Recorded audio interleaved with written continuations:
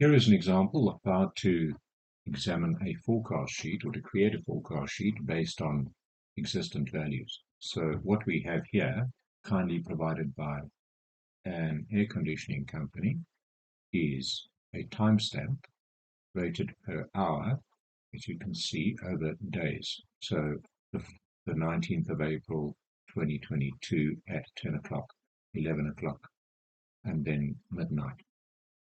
So we want to work out beyond 2 o'clock on the 20th of April what's going to happen for 3 instances. So here we have the data we selected. We go to data up here, data, okay, and we choose forecast sheet. It works it out and interpolates the expected trend based on the existent.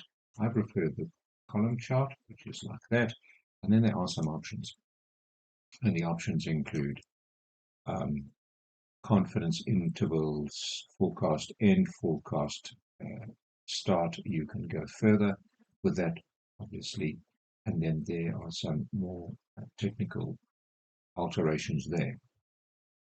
I'm going to cancel that. I'm going to show how some missing data can also be handled. So there's some missing data, and what it'll do is it'll just, much like the old CD players used to compensate for any scratches on your CDs. Well, this is, if you look at 2022-0420, okay, 7 and 8 o'clock, there we go, 3 o'clock, there we go, 4 o'clock, 5 o'clock, there we go, see?